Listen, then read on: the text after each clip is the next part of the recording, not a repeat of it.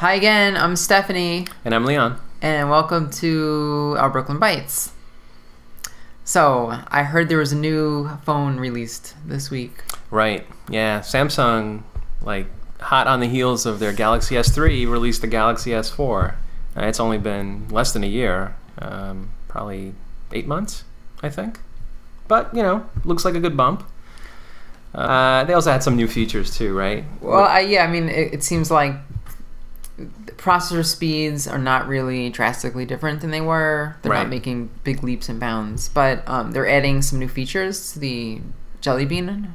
I don't know if it's part of the Jelly Bean OS or it's kind of their take on it. Yeah, I think, well, it does have like the newer version than what the S3 is currently running. Okay. But yeah, I think these are mostly like Samsung vendor features that they're overlaying on top of the OS. Things like the eye tracking. Right. So now, if you're watching a movie, right? Right. And you turn your head away, it supposedly is going to know. Yeah, it can tell. Watching it. It can tell you're not looking at the screen, so it's going to like hit pause for you. Huh. That's pretty cool, I think. Yeah, I mean, I don't know. I don't know if I'm comfortable with my phone watching me instead of me watching it. How practical that is. I got to see that in action. I don't know. Yeah. Well, that's one of like, what if you have like 2 people? Like, what if you're on an airplane and you have 3 people watching? 3 people watching a phone? You're in the middle and someone's on the right and left. I guess because that happens so often. Yeah, you know, could happen. Yeah, I guess it focuses on the person in the center. Maybe it's interesting. They're trying new things. I think that's what they're saying. Okay, right. I heard also about this other feature they have called Group Play, which allows for some ad hoc gaming. You know, people with the same phone can get together and like join in on a local game. You can share music and stuff like that. Do multi-channel audio to each different phone. I don't know. Again, it's one of those things where it's like very specific to the phone and the hardware, and I don't know how widespread it's going to get if it's only like one phone that supports it. Everyone needs to have that phone, that model with that updated operating system. Mm-hmm. Yeah.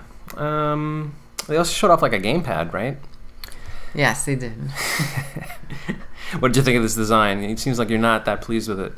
I generally like gamepads, so I think they're interesting. I like joysticks and gamepads. But this one it looked really like a toy. It was white. It's basically white. It kind of doesn't really do anything that other controllers in the past have already done. Yeah. As far as the aesthetics and everything, it has the different color buttons. It just on a whole, it doesn't look very like. It looks like a cheap toy. Yeah, I mean, it seemed like almost like a dumbed down like Xbox 360 controller because, you know, it sort of has that, you know, it's got the white body with the colored buttons, so it sort of kind of reminds you of an Xbox pad, but I don't know, the curves and the contours of the controller and the way the phone kind of sits on top of it, it just didn't scream like advanced design to me. Yeah. But, you know, maybe I'm just being critical of the appearance rather than the functionality. No, I think we've been around long enough to know what controllers are good and what aren't. There are existing controllers out there, so I don't know why they felt the need to make their own. Especially the Steel Series one is really good. It's super flat and you can put it right in your pocket. Yeah, but other than that, I don't know. I mean, I have a Galaxy S3. I have the phone that came before it. You still have it. I still have it. Okay. I don't know. I mean, some of these features look cool and all, but I don't know if it's enough to make me want to say, oh man, I wish I had that phone. No? Not ready to upgrade? No. I'm going to wait and see. Again. So, alright, so now I'm an iPhone user, and then you're a Samsung user. Now, you have that unique ability to, what's it called? Where you can share, it's like they have a word for it. You can share like a photo with somebody who has it. Right. I don't even know what it's called. Yeah, well, that's how important it was, I guess, that we can't even remember. Yeah, I haven't found any other Galaxy owners. Well, that's the whole thing. That wanted to share my photos with, so. It was kind of their feature that they really pushed on the last one. And, you know, I think even in the commercial around the holidays, that was kind of talking down to Apple about how much better they are, and Apple's not cool anymore. And I remember those commercials. How they have that special feature, and you can pass on a photo to someone else with the same phone. Mm-hmm. But when it comes down to it, it's something no one really uses, I think. I'll just text it to someone if I need to. I know. Well, just SMS it or that's the problem MMS with a lot of these other features, these sharing features that they're, which are cool in concept, but like you said, you need to have two of the same phone, and everyone has to be up to date, and it's kind of not really realistic. Mm-hmm. And I noticed also that there was this page that Apple put up, sort of saying like, why iPhone? And I wonder if this is a response to this phone to sort of draw some attention away from this announcement, to sort of reinforce the idea that, hey, there's a reason why people choose iPhones over all of these Android phones that are coming out. And they went through a list of features. Yeah, I mean, Apple's been getting a lot of flack lately because they missed their their first quarter results, was it? Mm-hmm. I think that combined with those Samsung ads that were kind of saying how Apple's kind of on the way out, not really cool, not innovative anymore. Yeah. Maybe they're feeling a little bit of pressure right now. Mm-hmm. Well, let's think about what they mentioned. They mentioned customer satisfaction as like a thing, where people who buy iPhones and use them, tend to stick with them. Mm-hmm. They talk about the design and the build quality of the phone itself, which I feel that those things have merit. They mentioned the Retina display, but I guess other things include just iOS itself, how often they update it. A lot of other phones out there, they might come with a version of the OS, and they might get some major update along the way. Mm-hmm. But a lot of times, their phones are left to stagnate, and the manufacturers will focus on their next phone. Their next one, right? They also mention, the quality of the tech support you get. If you need to call Apple for an issue, you're going to get people who are super knowledgeable about those products, right? Okay. That's important to some people. Some people, yeah.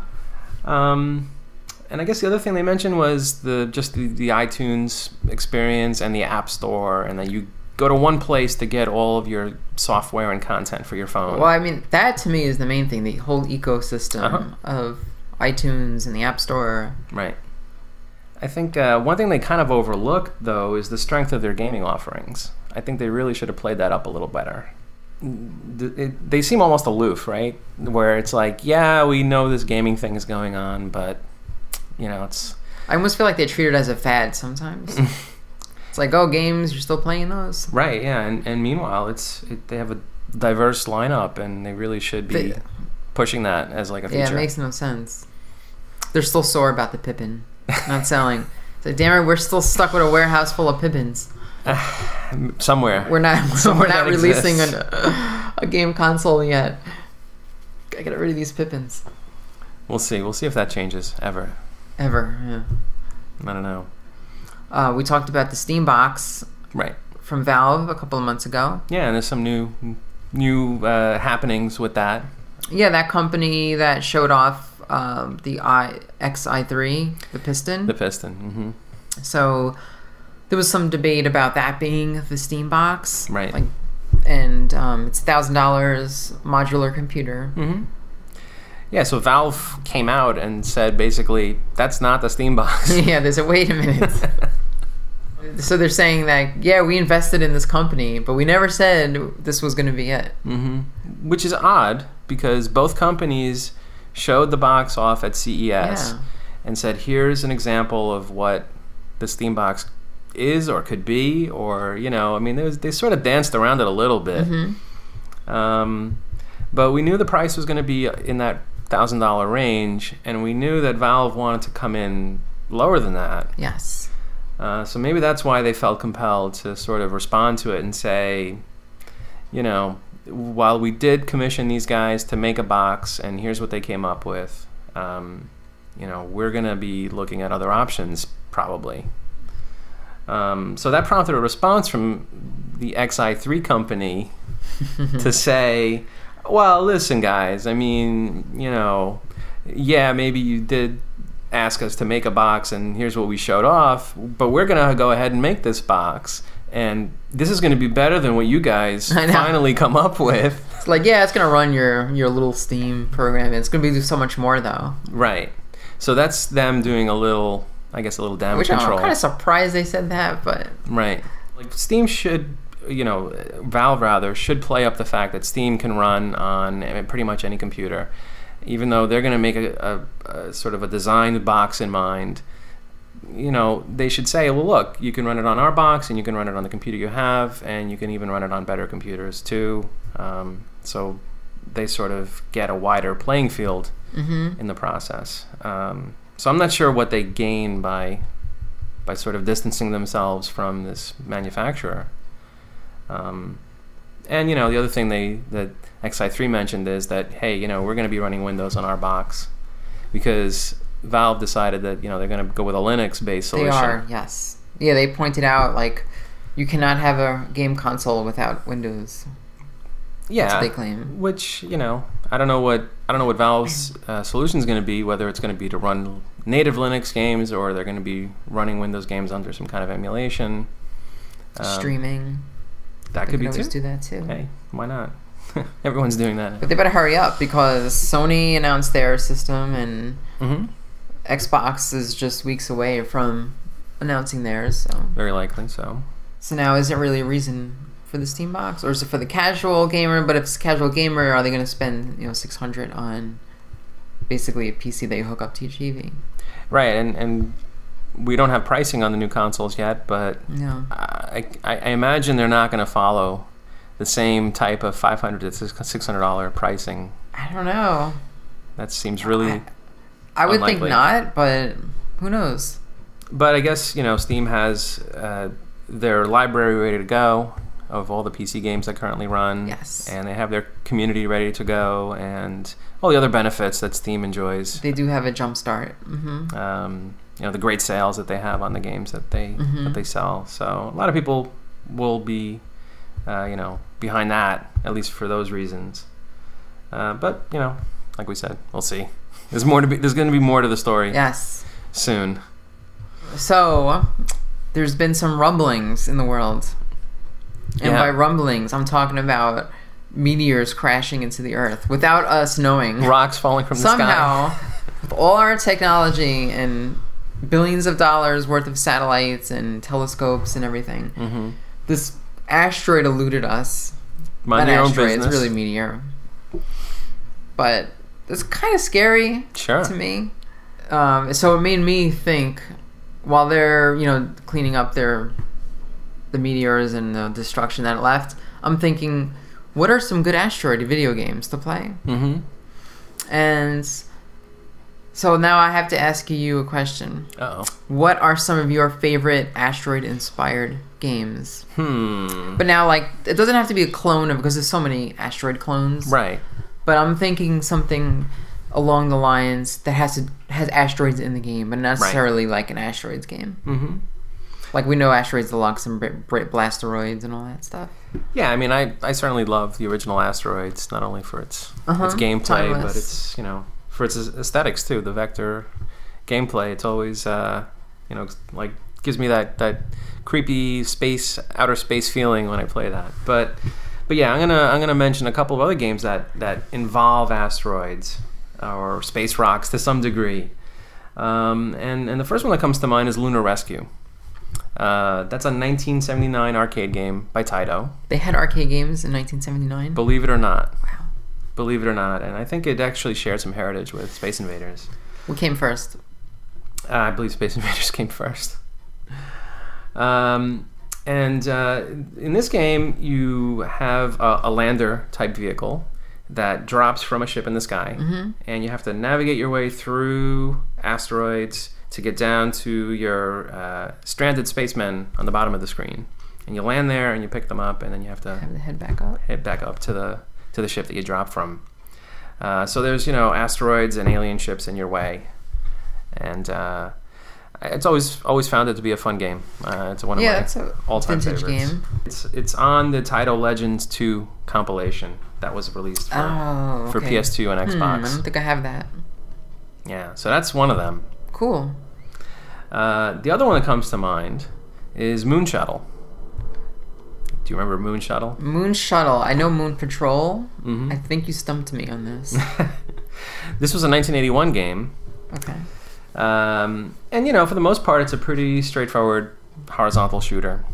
A lot of shooting stages. But you get to a stage where you have to sort of navigate through an asteroid field.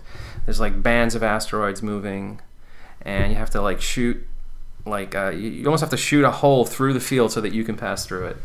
Is it kind of like a Yar's Revenge where, like, all the bricks move up and down? It gets harder to that point. Initially, it's a static field, but then later stages, you know, it starts to move portions of it so that it's even harder to get through. But yeah. So that's Moon Shuttle. Mm-hmm. And that's also Taito? No. No, this was a Nichibutsu game. Oh, okay. Makers of Crazy Climber. Right. But cool. How about you? Well, for me, I was going to dig through the archives, but I figured there's so many current offerings of that type of genre.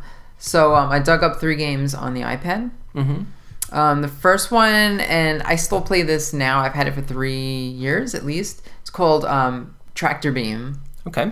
And that was 2010 that came out. It's by Manufacturing Content is the company. Very interesting name. But so basically it looks like asteroids. You're the little triangle ship, and there's all these asteroids fields, and it scrolls vertically or horizontally. I think you can change the portrait mode on it. And you have like a grappling hook that you can hook onto asteroids as they're coming towards you, and you're gonna basically swing yourself as far as you can. It's like one of those distance games. I've seen you play this game. Yeah, it's pretty hard. Looks challenging to me. Yeah, it's super simple, like basic gameplay. But it's very quick. Sometimes just put it on for a minute and see how far I can get. But I always liked it because I like the vector look and I like swinging on asteroids. Some of the others that I thought were pretty good, Smasheroids, which I also showed you. This is interesting because you're playing the role of the asteroid. So it's kind of like a role reversal. You're turning the tables. Yeah, so now you can finally smash yourself into the ship. So it's pretty fun. I think that's also a couple of years old now. Also available on the iOS platform. I think it has some mini games in there too. So it's not just, in addition to just jump, ramming yourself into a ship. There's some other, like you have to match up the 2 colors and stuff like that. And finally, the last game is Breakeroids. So there's Smasheroids and then there's Breakeroids. Might as well. So that's from So Smasheroids was from Punkbots, and Breakeroids is from Cool Powers, and that was also I think from 2011. So this one you are it's like a game of Pong, or Breakouts. Looks similar to Breakout. And instead of having like Space Invaders or bricks, you have asteroids moving around. Yeah. And you have a little force shield at the bottom. And you control a paddle. Yeah. So you're just bouncing the ball, destroying the asteroids. And I think every time you lose a ball, you lose part of your shield. It gets thinner and thinner until the asteroids can penetrate. But it's like Arkanoid. You can get power-ups, lasers, different kind of... That's a fun mashup of it's interesting. It's pretty cool. Point system, and they're all like super quick, playing for 2 minutes and you're done. Casual games. But I don't know if there's any other asteroid type games. But those are your top picks. Those are my top ones. I had fun with those. Cool. Over the years, there's been not a whole. I mean, as a really popular game, there's not a whole lot of merchandise out there for asteroids. True. Occasionally some keychain games, but it's not. There's no like cutesy little character that they can market over and over. Right. A couple of years ago, actually, it was probably a decade ago now. I think Fossil heard that Asteroids needs a little TLC. So, what do you know about it? Well, I had heard about that too, and I heard they were making some Atari branded watches. Okay. Asteroids being the first one, and they made 5,000 worldwide, I believe. So I said, okay, great. I'm gonna have to look far and wide to get one of these. This sounds like something that should be in Leon's loot. Yeah, you're right. Wait, what do you have? What? So check this out. Whoa. So this is, one of those watches that Fossil did release. Okay, so this is actually from... Well, this has the license of Atari. This is a real Atari product. Well, yeah, it's not made by Atari, but it has like their seal of approval. Mm-hmm, sure. And they don't give that seal to everybody. They do not. They also made 2 other styles of this watch. Or not of this particular watch, but 2 other watches that were, I guess, in the series. They made a breakout-themed watch and also a centipede watch. But I decided Asteroids was the one to get. Asteroids, yeah. I feel like. Yeah, Breakout's kind of a weird one to choose. I don't know what they were thinking with that. But the box is really cool. I mean, check out that little container. Yeah. So this gives you some of the cabinet art that you get. Nice. That's actually the bezel and everything. Right. So this is the sort of the outline of the screen that you get. Comes with, I guess, a little mini marquee as well. So this gives you a little... Wow, that's cool. Does it fit in there anywhere? Or? Nah. Oh, okay. It's too big. But this is the certificate of authenticity. Oh, so it actually comes with... Mm-hmm. Okay, that's good. Now, are they numbered, the watches? They are. Oh, wow. Yeah. So, looking at the back of mine, it says I am number 717 of 5,000. 2,000 that were distributed for the U.S. market out of the 5,000. Wow. So it's 5,000 globally and then 2,000 for the U.S. So it comes in a nice little pouch and... Yeah. And a nice square design. It's very important. I mean, obviously when people first heard about this, they thought, oh, this is going to be so awesome. I'm going to have an Asteroids game on my watch. Yes. And, there have been previously playable... Game and watch, yeah. Video games on a watch. So naturally they thought this would be the perfect thing. Mm-hmm. But it's really just for aesthetics in this one. This is not playable. It is disappointing, but... No, you sure you can't play this? I've tried. And you're just not good at it? I've tried many times. Okay. But, this is just meant to be a cool piece of merchandise and not an actual playable game. But if you get a good close look at it, you see that there's like an animated Asteroids background playing on behind the hands of the watch, and there's like a ship there that's trying to shoot, and the score's going up as it's going. So it's kind of fun to look at. It's a nice novelty. It's got a nice Atari logo on it too. But that's about all it offers. So it has, so it's engraved with Atari's logo. Mm-hmm. It has a high score. So what are you talking about? You can't play this. Somebody's been racking up that score, but it hasn't been 1580. Beat that. So you get 3 ships.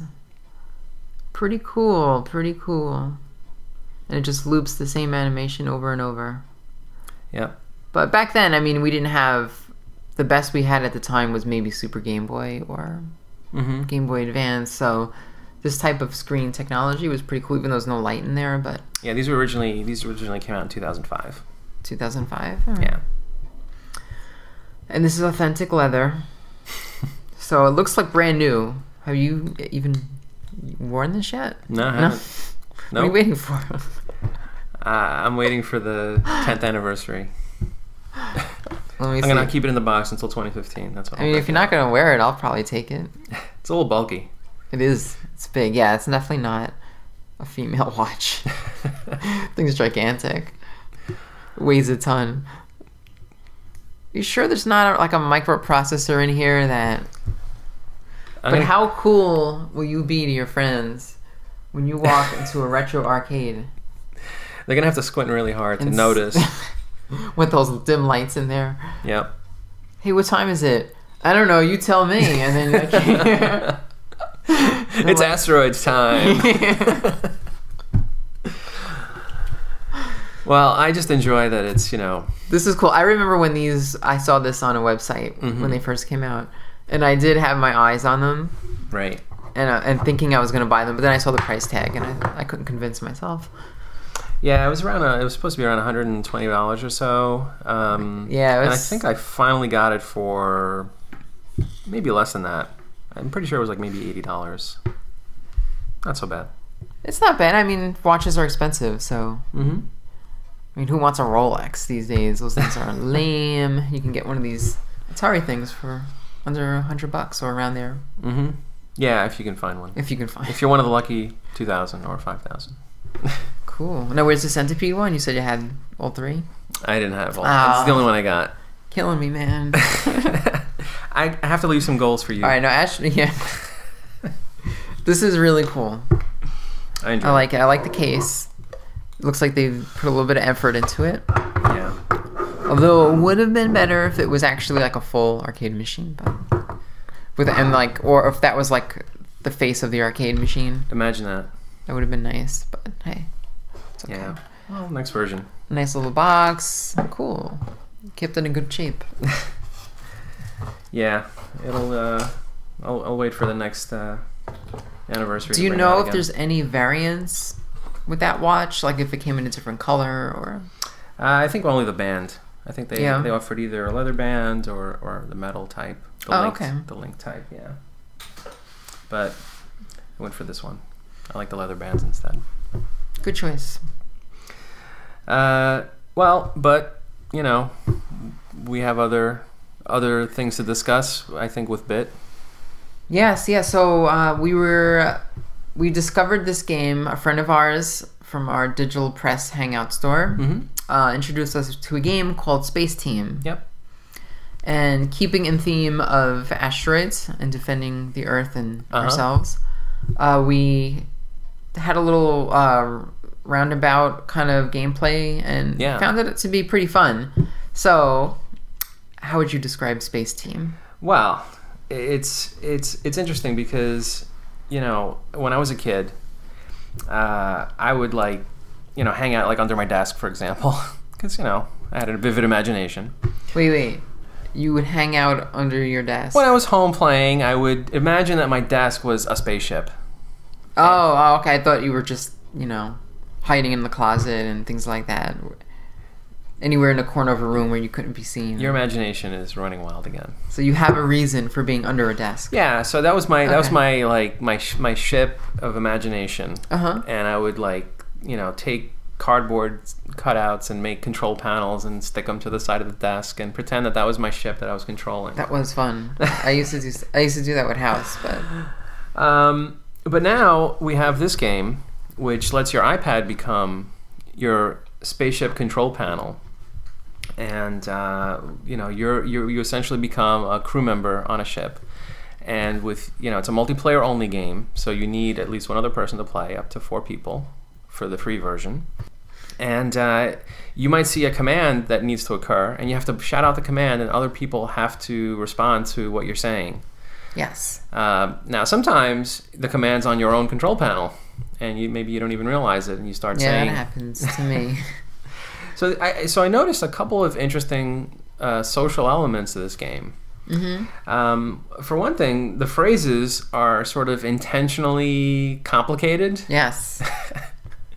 Such that, you might see one thing on the screen, but you might say something else. And the other people that hear that have to sort of take that as a cue that, that you mean something on their control panel, even though you're not saying it exactly the way they might be reading it.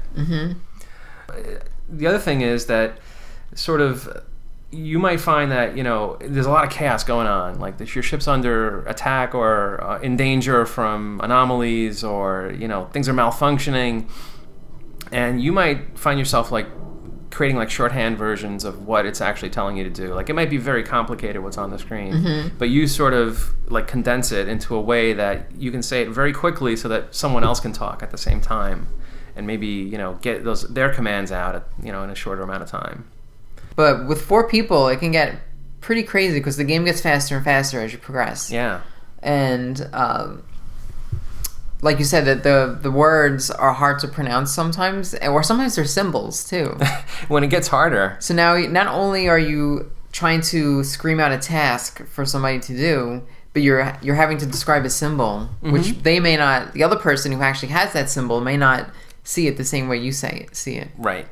So it's interesting. It's very interesting. You have to describe the symbol and try to get someone to do whatever it's saying to do. It's not as easy as it sounds. Yeah. But it's fun. And then you get like slime that comes on the screen. You got to wipe it down. Sometimes your panel falls apart and you have to like kind of fix it with your finger. Yeah. Yeah. Or, you might run into an asteroid field in the middle of the game. Yeah, and then everyone has to work together as a team and, do whatever you have to do with your iPad. Shake it or turn upside down, depending on what the event is that's going on. Right. But it's totally a team-based effort. There's no, I'm going to beat you or anything like that. It's working as a team. You got to work together to save the ship and keep it flying. I think they're working on an Android version. I'm not 100% sure, but it works over Wi-Fi or Bluetooth. Right. Which is good, so you can play it pretty much anywhere. The graphics are just totally secondary. This game is all about pressure, and you have to have scream loud. And I mean, probably the best way is for us to do a quick demo. Sure. But should we find out what Bit thinks of it first? Well, we want to see if Bit wants to play along, right? Yeah. I don't know how successful it's going to be. Because it is better with more people. So 2 is fine, but if we can get Bit in on this. Yeah. Okay. I think Bit would like it, though. You would think. I would think. But you want to ask, or you want me to ask? Why don't you ask him this time? Okay. Bit, do you like Spaceteam? Yes.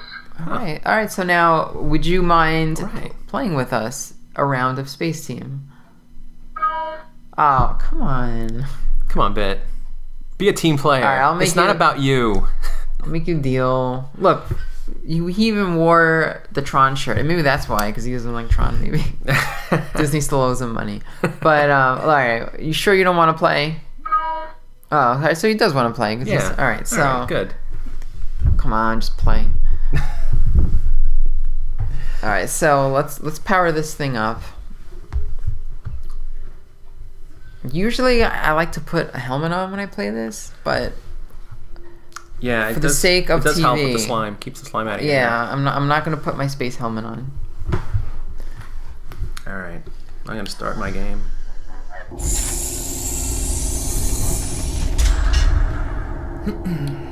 Okay, ready? I'm ready. Activate deposit nozzle. Warp motor to 2. Recycle e-waste. Warp motor to 3. Deactivate deposit nozzle. Quad pusher 1. Oh wait, there's an asteroid. Shake. Okay. Quad pusher 1. Quad pusher 3. Quad pusher 0. Deactivate the shift string. Torque bolt. Enable the polarity dock.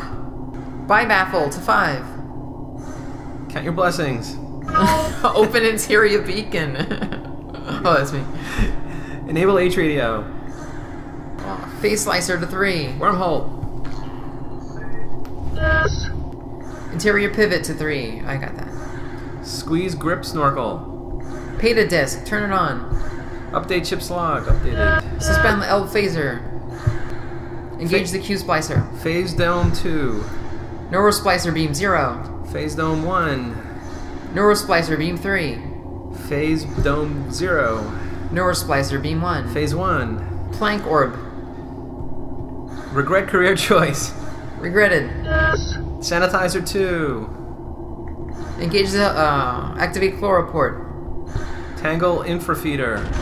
Career Asteroid. choice. I'll regret my career choice. Blind mission cushion. Disable planked orb. Ah, crap. Disengage chirping shift circuit. Regret career choice. Regretted. Tangle infrafeeder. Chloroport. Where is it? Depth sanitizer to full power. Disengage chirping shift circuit. Tangle infrafeed. Oh, that's me. Oh.